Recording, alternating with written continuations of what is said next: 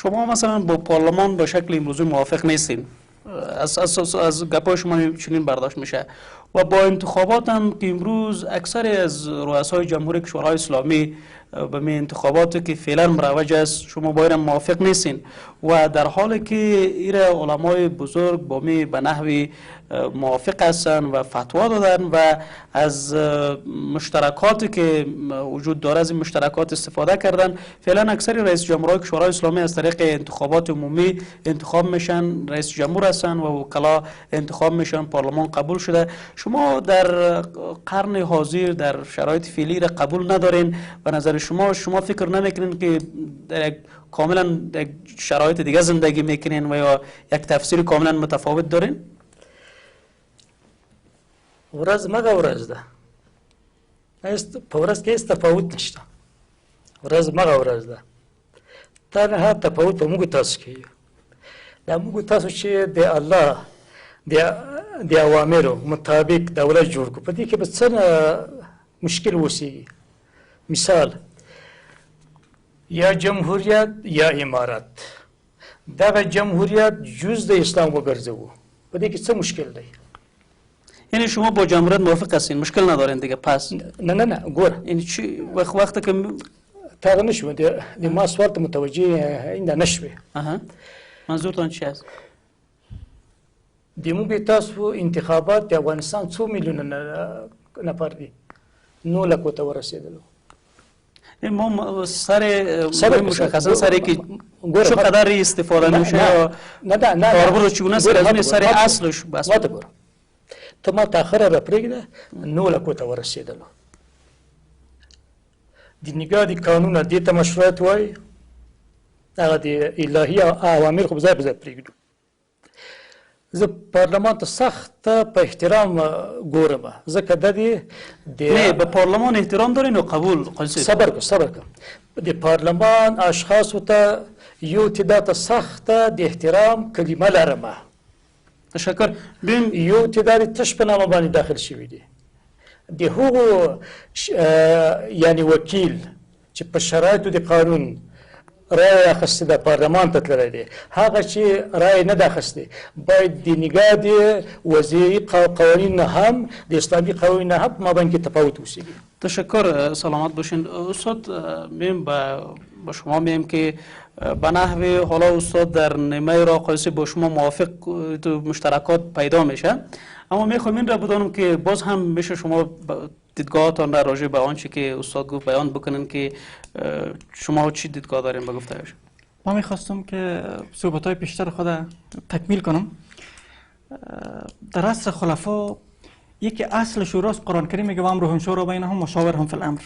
دی هیچ کس اختلاف نداره. یهود هم شورا داره، مسیحی هم شورا داره، تمام دنیا شورا داره. خیلی تفاوت داره. تفاوت داره. ما فرصت بدیم. شورا در گذشته هم بوده، امروز هم است.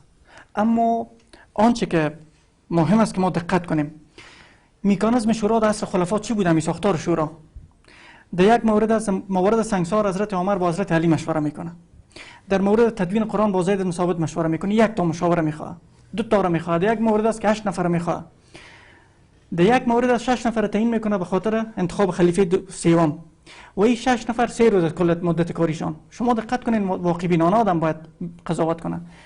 از روز یک شنبه کار خود شروع میکنن، صبح روز چهارشنبه ختم میشه کارشان، حضرت عثمان تعیین میکنن، بعد از دیگه اینا اعضای شورا نیستن.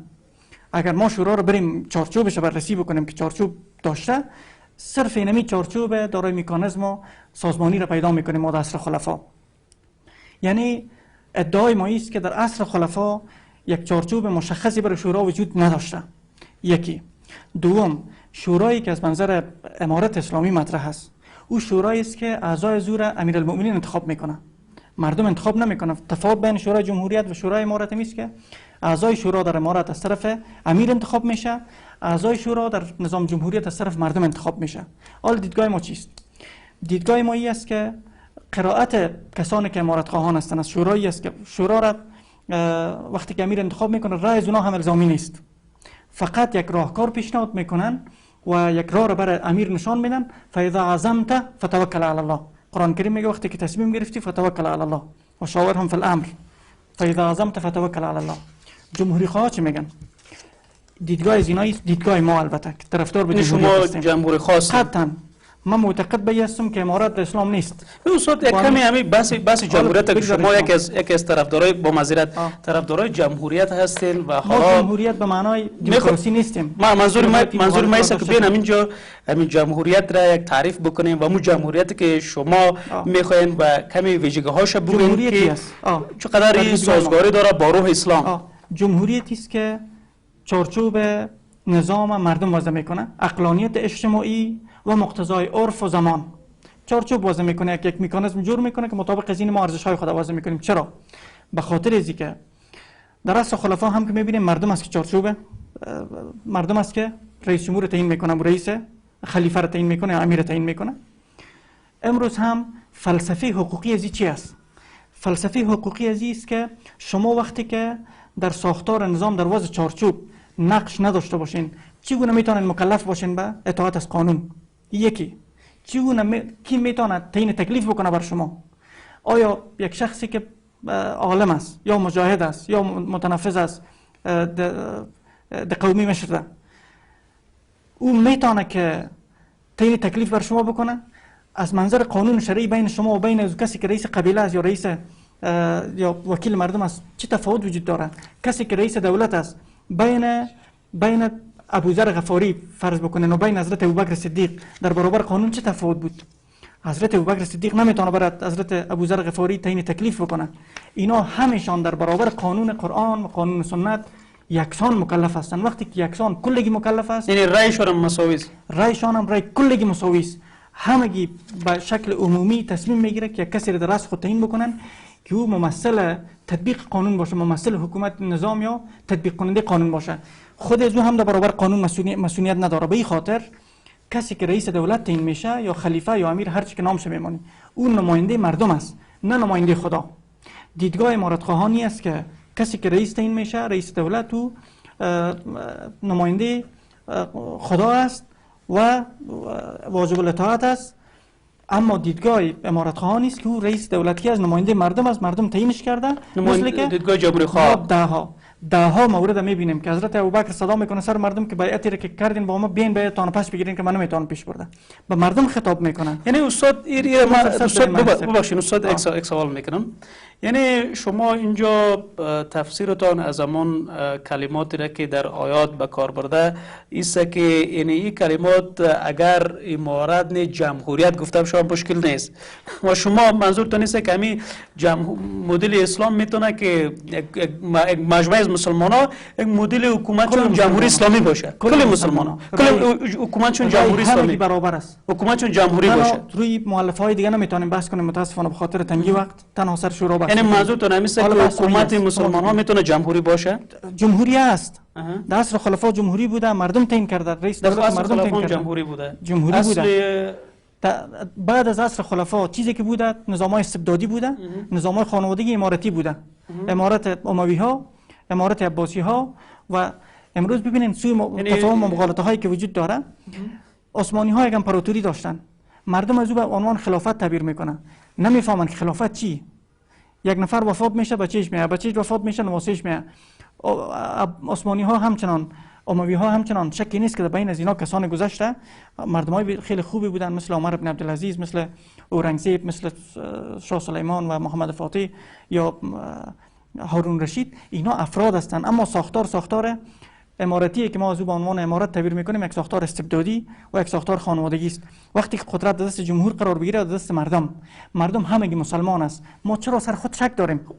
ما به عنوان یک شهروند عادی با رئیس دولت در برابر قانون اسلامی، قانون قرآن و قانون حدیث تفاوتی ندارم، فرقی ندارم. استاد یک سوال این تنازعات فی شیء. استاد ببخشید این سوال مطرح کنم، حالا ببینیم چون وقتم کم است. حالا ببینیم از همین نظام جمهوریتی که شما و جمع فقهایی که به باور هستن که میشه مسلمان ها نظامشون جمهوریت باشه که امروز تمام کشورهای اسلامی جمهوری اسلامی دارن، میشه کمی در رابطه با مکانیزم ها و در رابطه با مؤلفه ها شما بگین و اینکه چقدر امروز این نظام بیشتر براش مساعد است و چقدر مورد استقبال است و همچنان میشه اشاره داشته باشیم که چرا بعضی گروه های هستن که مخالف این تفسیری که مورد پسند اکثریت هستن. ببینید ما گپ خودم میخوایم تکمیل بکنم. در منابع فقهی آمده شورای اهل حل و عقد. حالا سوال ما همیز به عنوان یک پژوهشگر، به عنوان یک محقق، ما رفتم تحقیق کردم. امی شورای اهل حل و عقد در کجا وجود داشته؟ ما خیلی با قاطعیت و با صراحت و با تأکید میگم که شورای اهل حل و عقد در طول تاریخ اسلام یک شورای عملی وجود نداشته.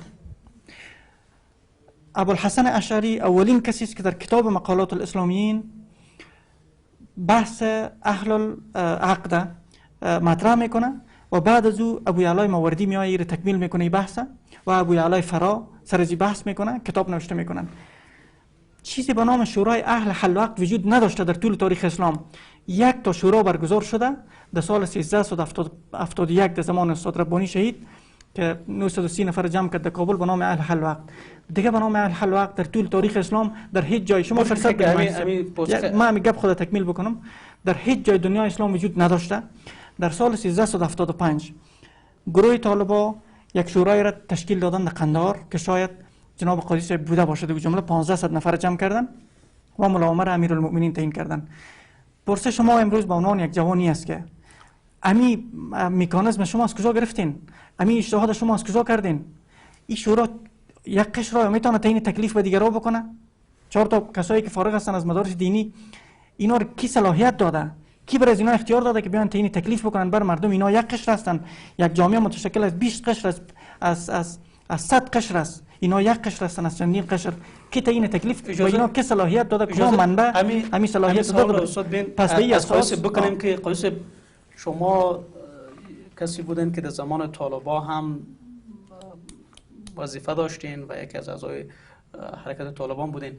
حالا با باور استاد یعنی آن سوالی که متوجه شما میشه، همین شورای حل و عقد در اسلام نیست، شما را از کجا کردین و به شما کی صلاحیت داد که شورای را تشکیل بتین و بعد خود را تحمل بکنین، بالای مردم تحمیل بکنین؟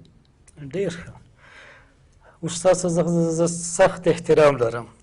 سلامت بسیم. په شورا د اهل و حق کتابونه ډک دي، یعنی په هر کتاب کې شته.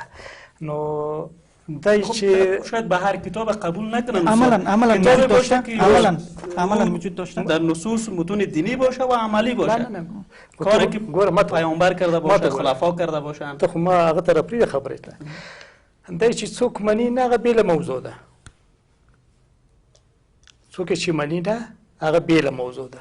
مثال دی خبره په ابتدایه کې د مجاهدینو حکومت راغلو ته په 15 کال پورې د خارجي او داخلي کړۍ او لاس وو چې مجاهدین حکومت جوړ نه کړ. صحیح شوه. مجاهدینو تقریبا 1.5 میلیون شهید ورکړی دی. د افغانستان هره تیږه د شهید په وینه باندې رنګ ده. صحیح شوه. شما سر اصل آن چیزی که سوالی که متوجه تان است اگر مستقیم به اون بپردازین.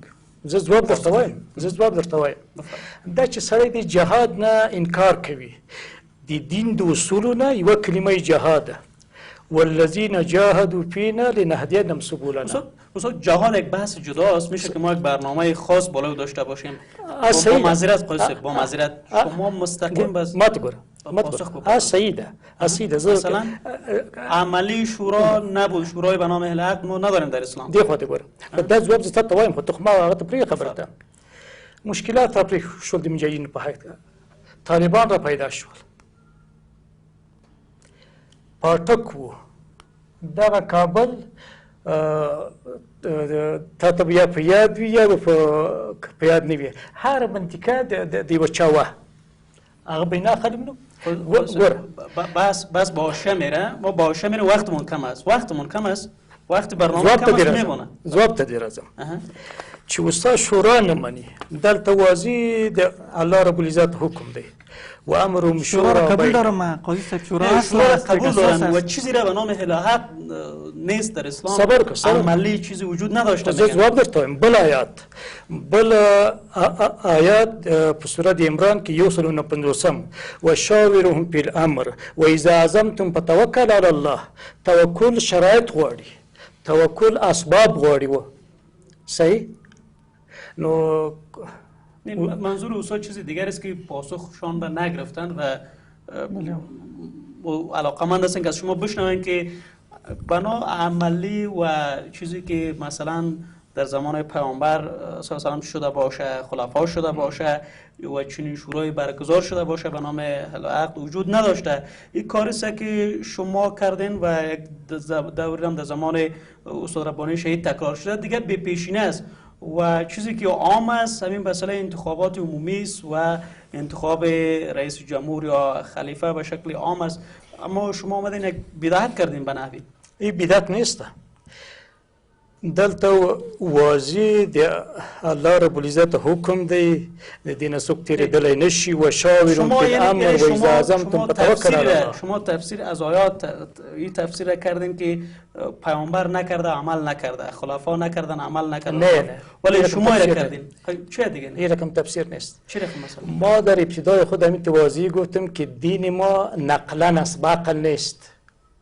نقلا کدام افعال، تقدیرات، اقوال رسول الله صلی الله علیه و سلم که از ایشان روایت است تا روز القیامت اونم را ما تعقیب میکنیم. در او همگی موضوعات موجود هستند.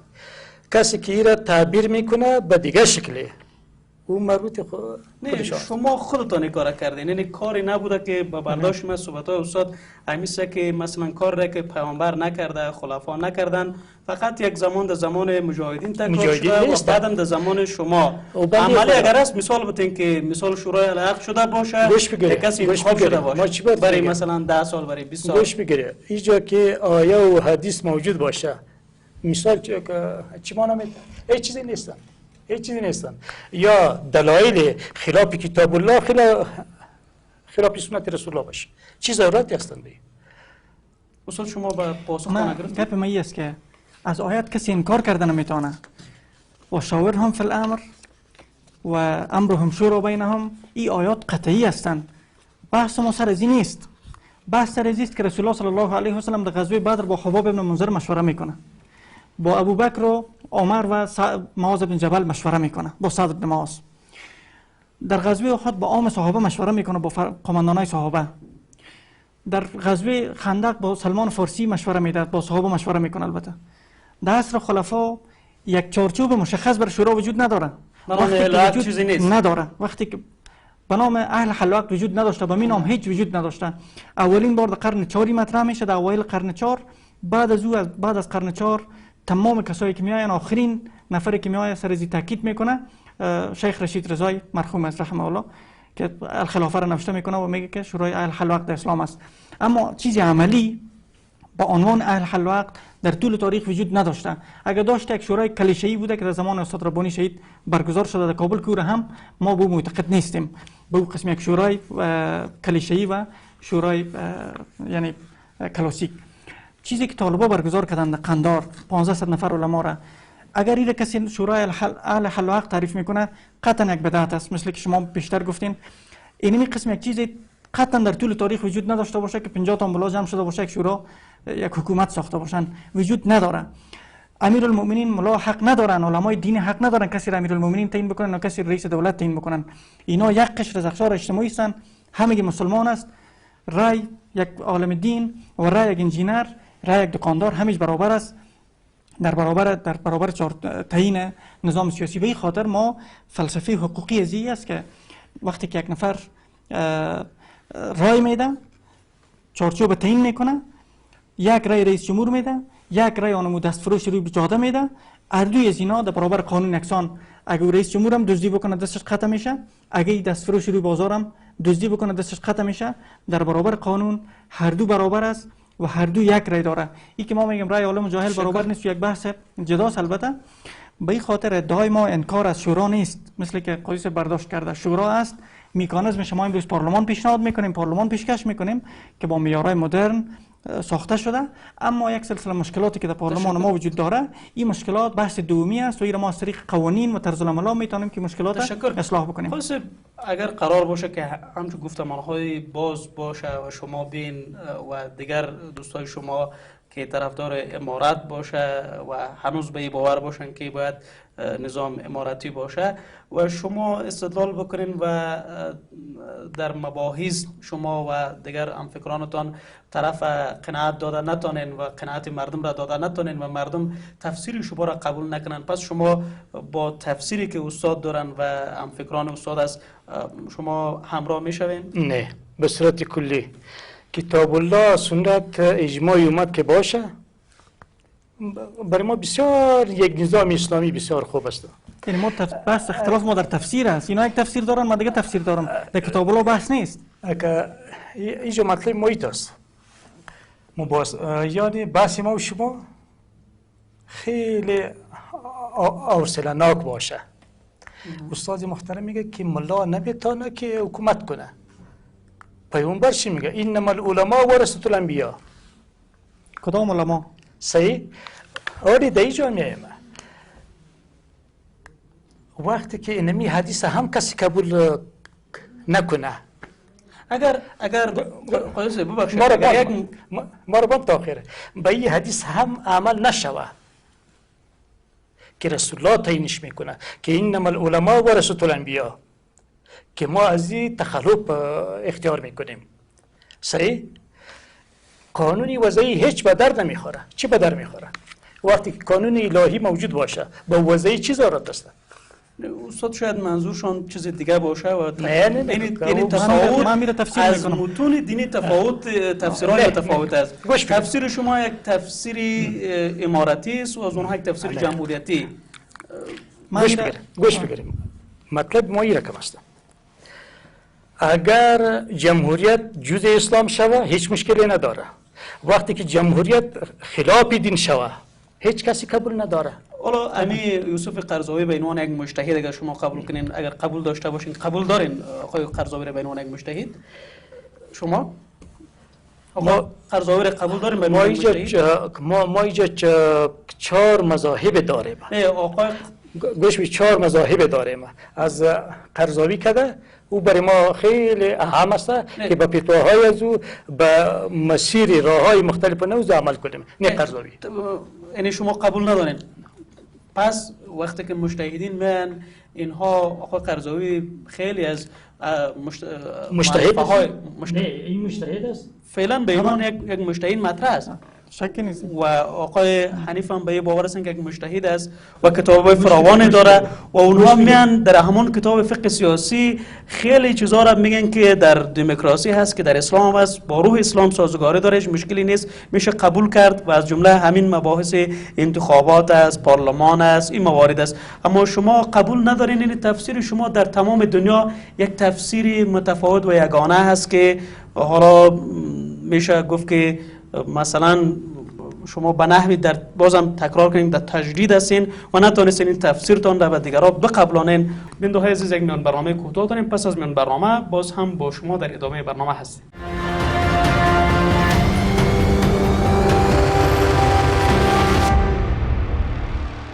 بیننده های عزیز به ادامه برنامه باور شما از هلال خوش آمدین. خب قایص میم به شما و همو پاسخ همون سوال مختصر میشنویم که میشه شما بگین که شما از 4 مذهب یاد کردین، درست از 4 مذهب است و امامای مذاهب هم ممکن دیدگاه های مختلف داشته باشن که دارن فقها و همچنان مجتهدین هم، اما شما میشه بگین که وقتی که شما اجتهاد یک آدمی مثل قرضاوی را قبول ندارین، شما یک مجتهدی شبیه ازی در عصر حاضر بگین که شما از او را قبول کنین که او رأیش طرفدار شما باشه. که څوک چیرته الهی قوانینو ته تطبیق غواړي یعنی عملی جنبه غواړي مخکې ما حدیث ویلې علیکم بسنتي و سنت الخلفاء الراشدین الحدیث دا چې څوک په بل د تاریخ باندې تعبیروي هغه دی پوهېږي کار پوهېږي. امارت اسلامي ما مخکې درته ویلې چې خلیفه یا امیر المؤمنین دا به فقهي اوسېږي، دا به څنګه اوسېږي؟ فقهي اوسېږي. نو دا چې کله فقهي اوسېږي انشاءالله ټول مسایل حل دي. بیم در تفاوت ها شما همین تفاوت های اگر بین شما در- به نام میپرزیم به پاسخ سوال ما شما اگر بین مشخص 1 2 3 4 بشمارین که تفاوت های میان امارات و جمهوریت چی است مثلا 1 2 3 4 د امارت اسلامي ټول اساس و بنیاد دی مصادر د شریعت اسلامي دي انتخاب تقرر مکانیزم جوړول تشکیل دغه ټول مطابق دي مصادر شریعت اسلامي باندې ولاړ دي پابند دي خلاص مشترکاتش چی است نقاط مشترکش با جمهوریت جمهوریت این امارات و جمهوریت یا نقاط مشترک داره جمهوریت متشکل د چی شي نه دی د دریو قوو نه دی او راتګ ورته جمهوریت ته په اساس د انتخاباتو باندې کېږي کاشکې هغه انتخابات چې په وضعي قوانینو کې وضع شوي دي په هغو شرایطو راشي هیڅ مشکل نشته په دې شرایطو موجوده د افغانستان کې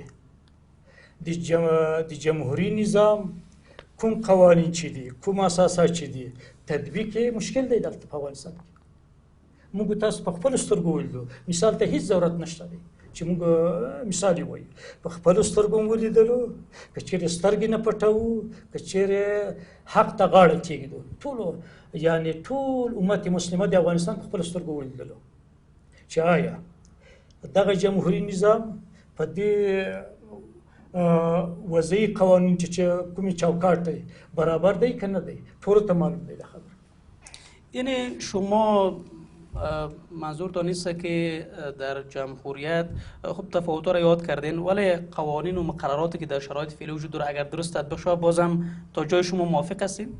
100% چې تطبیق شي موږ ورسره موافق یو د 100 نه چې 15 که جزء یعنی تطبیق وي 15 نوي موږ ورسره مخالف یو خب حالا که شما وقتی قانونش تطبیق شود موافق هستین همین نظام فعلی نظام جمهوری است در افغانستان است به نام جمهوری اسلامی افغانستان است همین قوای مقننه هست قوای اجرایه هست قوای قضاییه است جامعه مدنی است آزادی رسانه ها است آزادی بیان است شما با همین مؤلفه ها و همین شاخصه ها موافق هستین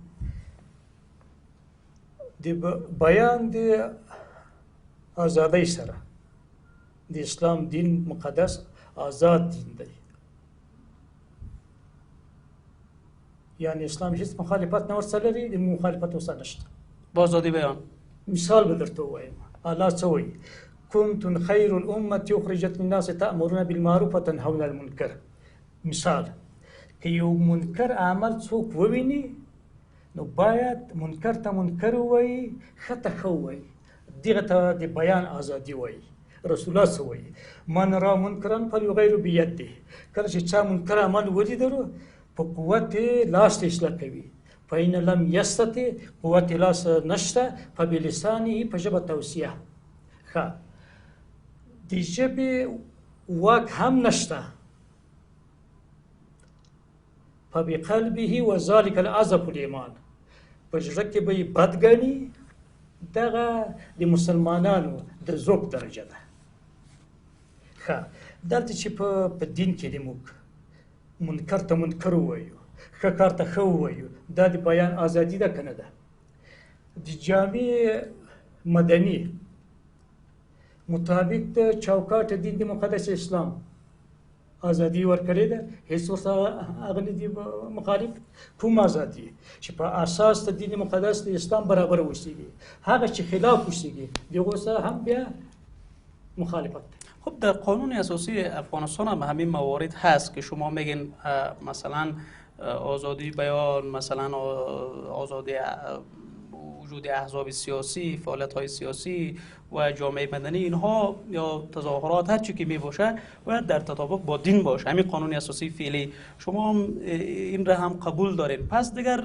جمهوریت و امارت حالا کلمات هستند چی امارت باشه چی جمهوریت دیگه مشکل چی است قاسم د قانون اساسی درېیمه ماده هر یو قانون مطابق د دین به اوسیږي په دې کې موږ هیڅ مشکل نشته هر یو قانون چې درېیمه ماده پکې شته ده بیا چې د حقوق البشر مادو ته ورشو هغه بیا خلاف د دین دي فقط شما با هغه خلاف د دین دي دریم ماده هر یو قانون، هر یو برنامه، هر یو حزب چې مطابق د دین وي هیڅ مشکل ورسره نشته دی. دریم ماده د قانون اساسي ده. هر هغه ماده چې خلاف د دین اوسیږي، خلاف د کتاب الله اوسیږي، دې سمون مخالف. یعنی تو میشه شما بگوین که از همین مشترکاتی که میان جمهوریت و میان امارت به باور شما وجود داره، حالا جمهوریت خب به باور استاد مطلق قابل قبول است، هیچ مشکل نداره. از نظر شما اگر شما یک چیز تلفیقی بخواین ارائه بکنین که از هر دوی از این باشه چی است؟ زه به یو مثال درته وایم. د افغانستان د هیات چې په قطر کې دی، طالبان د هیات یو طرف جمهوریت دی، بل طرف ته امارت دی. دلته چې دغه مصالحه کیږي دا تعریفونه تنزل غواړي.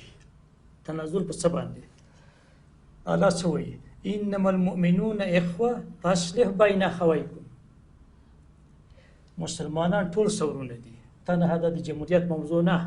د دوو نفر مابین کې یوه منازعه وي، دا یو بل ته واک ورکوي، یو بل تنازل مني. تنازل په څه شرط؟ د دولت د جمهوری نظام سری کرښې نه اوسیږي. د طالبانو د امارت کلمه ده، د طالبانو لپاره سری کرښې هیڅ نه اوسیږي. دریم شخص ته، دریم ډلې ته چې صلاحیت ورکړه، دا د جوړ په نامه د دولت اسلامي باندې، دا د جوړ په نامه د اداره د موقته باندې. صحیح؟ په دې شرایطو صلح تنازل غواړي. تشکر. استاد بیم از بعضی مواردی که قاسم اشاره کردن که با یک سری از موارد اینا مشکل ندارن، با آزادی بیان، با حقوق بشر، با مثلا جامعه مدنی، با اینها مشکل ندارن. یعنی میشه شما بگین که شما هم به این دید هستین که مشترکات میان این دو امارت و جمهوریت وجود داره، یا هنوز تاکید شما بر این است که نه باید جمهوریت را جایگزین کلمه امارت کرد، هیچ مشکلی نداره؟ یکی خب وقتی که جمهوریت میگه، من با او تعریفی که در دموکراسی است با او تعریف من هم موافق نیستم. امروز جمهوریت، هدف از جمهوریتی که ما تاکید میکنم سر از یعنی مردمی. قدرت در اسلام منبع قدرت مردم است. مردم رئیس دولت تعیین میکنه، مردم شورا را تشکیل میده و مردم همگی از حیثیت یکسان برخوردار است. چه وکیل پارلمان است، چه وزیر است، چه رئیس دولت، چه دکاندار. یعنی هیچ کس معصوم نیست. هیچ کسی، همگی برابری.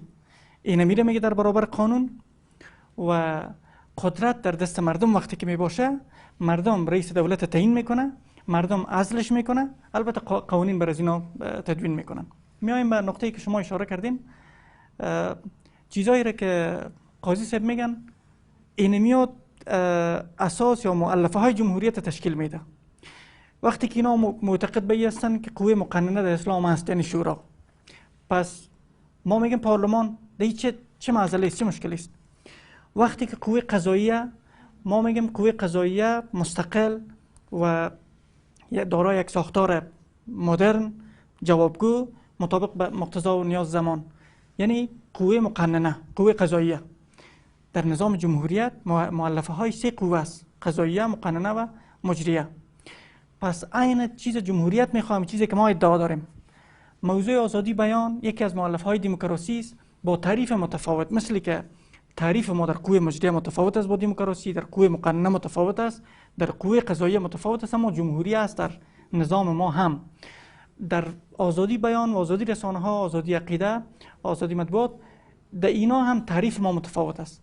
تعریف ما از آزادی هم متفاوت با دموکراسی است، از عدالت هم متفاوت است و از برابری هم متفاوت است با دموکراسی. اما ما آزادی از خود داریم، برابری داریم و عدالت داریم در نظام سیاسی ما.